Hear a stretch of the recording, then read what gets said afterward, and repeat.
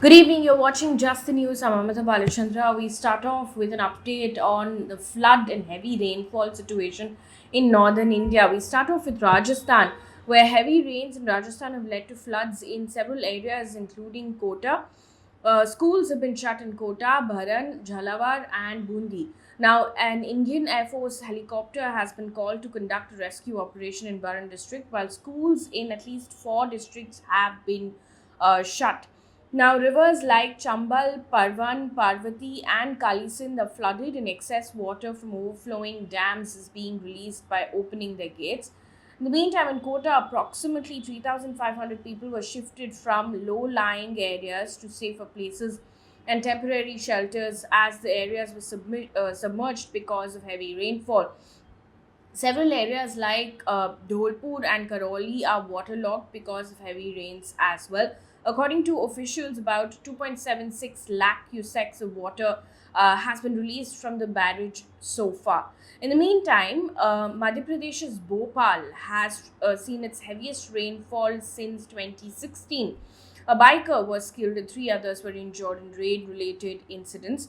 Chief Minister Shivraj Singh Chauhan has conducted an aerial survey to assess the rain affected districts as well. 90% of Bhopal was plunged into a blackout that almost lasted for 36 hours. Now, the Indian Air Force will deploy two helicopters for flood operations in Madhya Pradesh. Moving on to Himachal Pradesh right now, at least 32 people have died because of rain related incidents in Himachal Pradesh. Mandi district remains the worst affected, followed by Kangra and Chamba. It's the same situation in Odisha, which has been reeling under heavy rainfall and floods for the last couple of days now. At least 10 lakh people have been affected because of floods. And several Odisha districts, including Balasore, turned grim on Monday with swollen rivers inundating low lying areas, leaving people in at least 134 villages marooned. Now, the state government is currently operating 440 relief centers where over 1.71 people are being, lakh people are being fed cooked meals.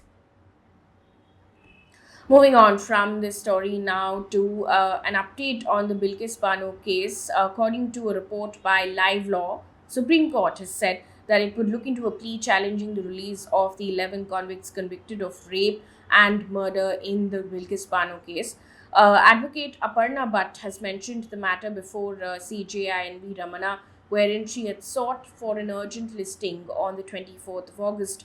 The convicts have now been released after serving a sentence of 14 years. The Gujarat Additional Chief Secretary had considered their remission application after looking into consideration such as age, nature of crime, behavior in prison, etc. Now, Bilkis Bano was gang raped when she was 19 years old and pregnant.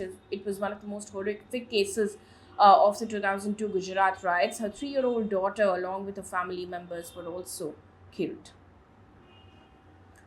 Also in the news, BJP has suspended its Telangana MLA Raja Singh hours after he was arrested by the Hyderabad police for making alleged derogatory comments about Prophet Muhammad. Now, he had uploaded a 10-minute YouTube video wherein he reiterated BJP's former spokesperson Nupur Sharma's alleged remarks about Prophet Muhammad and also targeted comedian Munawar Farooqi. Now, the party's Central Disciplinary Committee has said in a statement that Singh had, and I quote, expressed views contrary to the party's position on various matters, end quote. Now, the BJP also issued a show cause notice asking to explain within 10 days why he should not be expelled from the party. Now, an FIR has been registered against Mr. Singh under sections of the Indian Penal Code related to promoting enmity between different groups on grounds of religion.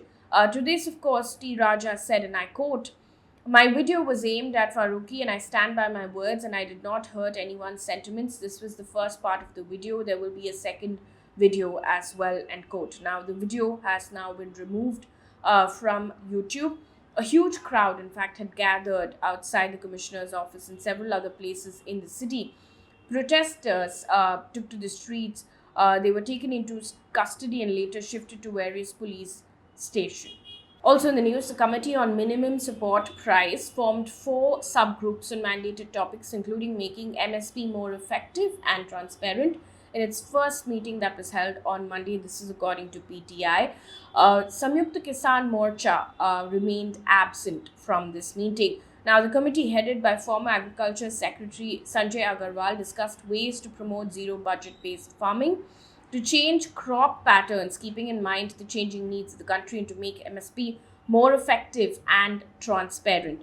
Now, the Agriculture Ministry has tweeted, and I quote, during the first meeting of the committee, suggestions were made regarding programs and plans for area expansion under the Indian natural farming system through value chain development and research for future requirements. End quote. Moving on now, a Delhi court has granted bail to Delhi Minister Satyendar Jain's wife Poonam Jain in an alleged money laundering case. Now, Poonam Jain wasn't arrested by the ED, though the probe agency had filed a charge sheet against her husband Satyendar Jain, and others. Now, Mr. Jain had also moved a fresh bail plea in the matter, in which the arguments are going on in court. Moving on to business news right now. Adani Group of companies has announced that it will indirectly buy a 29.18% stake in NDTV Limited and launch an open offer for another 26% stake. Now, NDTV had recorded a revenue of 421 crore rupees in financial year 2022 with an EBITDA of 123 crore rupees, net profit of 85 crore rupees during the fiscal. On to news coming in from across the globe right now. China will issue visas to Indian students stranded in their home country for over 2.5 years due to COVID-related travel restrictions to complete their courses in Chinese universities. Now, new students interested in studying in China will also be able to come into the country. More than 20,000 Indian medical students had returned from China in January 2020, where COVID cases, in fact, had started increasing sharply in the country. And one piece of good news before we wrap things up here on this bulletin, India has led the ODI series against Zimbabwe by 3-0. Now, in the last match that was held yesterday, it beat Zimbabwe by 13 runs. Shubman Gill hit 15 fours and 1 6. Ishan Kishan was the second best scorer for India with 50 runs to his credit. That brings us to the end of this bulletin. Thank you so much for watching.